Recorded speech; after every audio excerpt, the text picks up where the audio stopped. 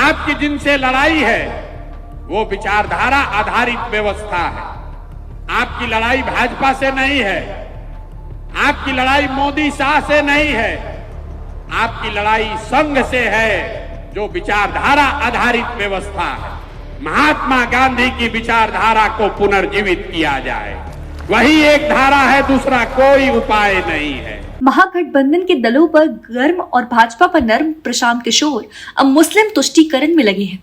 उन्होंने दल बनाने से पहले ही घोषणा कर दी है कि 40 से ज्यादा मुसलमान को विधानसभा चुनाव में उतारेंगे। पटना स्थित बापू समागर में जन सुराज का राजनीति में मुसलमानों की भागीदारी का आयोजन किया गया, जिसमें हजारों की संख्या में मुस्लिम समुदाय के लोग शामिल हुए। सभा को संबोधित करते हुए जन सुराज के सूत्रधार प्रशांत किशोर ने कहा कि आज की राजनीतिक और सामाजिक हालतों को देखकर ये कहा जा सकता है कि समय आ गया है कि फिर से गांधी, अंबेडकर, लोहिया और जेपी की विचारधारा को पुनर्जीवित करना होगा।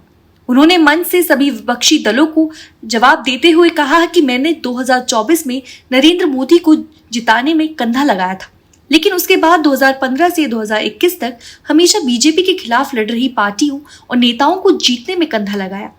आपको ये जानकारी होनी चाहिए कि मात्र 47% वोटों से ही बीजेपी 3 बार दिल्ली में सरकार बनाने में कामयाब हुई, जबकि देश में तो 80% हिंदू आबादी है।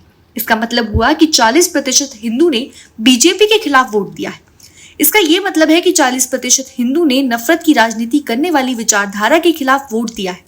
इसलिए अब समय आ गया है कि यदि आप अपने बच्चों के साथ इंसाफ करना चाहते हैं तो आप भी गांधी और समाजवाद की विचारधारा से जुड़कर भाजपा को हरा दें। प्रशांत किशोर ने बड़ा ऐलान करते हुए मुस्लिम समाज को वादा किया है कि जिस तरह हर समाज को उनकी जनसंख्या के अनुसार जनसुराज में भागीदारी मिलेगी, उसी पर कायम रहते हुए जनसुराज कम से कम 40 मुसलमानों को विधानसभा में टिकट देगी।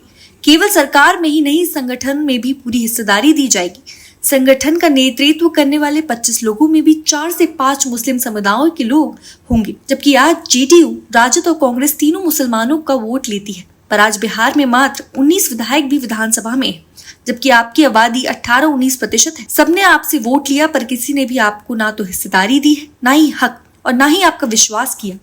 प्रशांत किशोर ने लोगों से कहा कि मैं आपसे वोट नहीं मांग रहा हूँ, केवल इतना कह रहा हूँ कि अगली बार वोट अपने बच्चों के नाम पर दीजिएगा।